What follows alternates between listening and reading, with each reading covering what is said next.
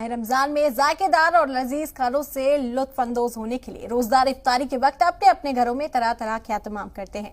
माह रमजान में इफ्तारी का एहतमाम हो या फिर सहरी का, हर रोजदार के घर में बाकायदा तौर पर तैयारी की जाती है और लजीज पकवान बनाए जाते हैं। और जब बात लजीज पकवान की हो और हलीम का जिक्र ना हो तो बात थोड़ी अधूरी सी लगती है। यहाँ तक कि अरब में भी हिंदुस्तानी हलीम बेहद मकबूल है। कहा जाता है कि पैगंबर मोहम्मद मुस्तफ़ा सल्लल्लाहु अलैहि वसल्लम को भी हलीम पसंद था।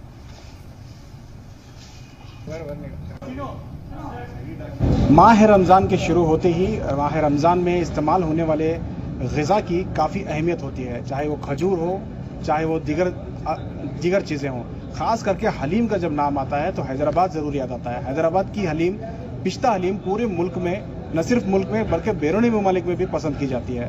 हैदराबाद के बाद बेंगलुरु में भी लगातार पिछले कई सालों से हलीम बनाई जाती है और इसे खाने के लिए बेंगलुरु के दूर दराज से लोग आते हैं और हलीम का लुत्फ़ लेते हैं। आप देख सकते हैं कि किस तरह से हलीम इस वक्त तैयार की जा रही है। हलीम को बॉक्स में पैक करने के लिए ले जाया जा रहा है। हलीम का जो प्रोसेस है वो काफ़ी लंबा प्रोसेस है, जो बहुत ही लजीज हलीम की वजह से जो है दूर दराज से लोग आकर इसे खाते हैं। इस सिलसिले में बात करने के लिए जो हलीम का कारोबार चलाते हैं बेंगलुरु में, शफीक साहब हमारे साथ मौजूद हैं। साहब, पिछले कई सालों से आप चला रहे हैं, कितने साल से आप ये हलीम का कारोबार चला रहे हैं? 12 साल हुआ बेंगलुरु में शुरू करके। आपकी हलीम में क्या खुसूसियत है और क्या ये सिर्फ रमज़ान में ही बनती है? सिर्फ रमज़ान में ही बनती है, सिर्फ रमज़ान में ही बिकती है।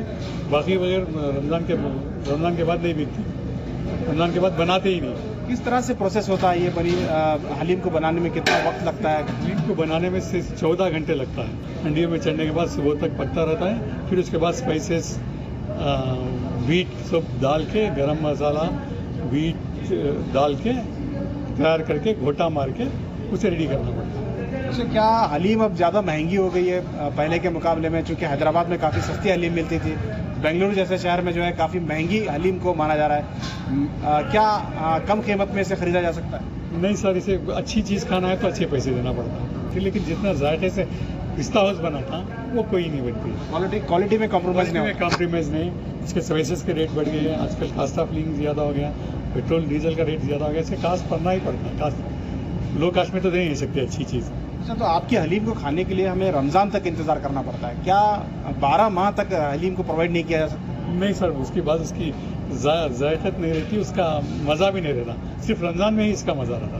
बिल्कुल, बहुत बहुत शुक्रिया। ये जो शफीक साहब हैं, पिछले कई सालों से जो है हलीम का कारोबार कर रहे हैं और इनकी हलीम को खाने के लिए लोग आते हैं। इनकी हलीम की खुसूसियत ये भी है कि कोरोना के वक्त में जब हैदराबाद में कोरोना आया था तो उस वक्त हैदराबाद का जो इन्फेक्टेड परसेंटेज था वो काफ़ी कम था।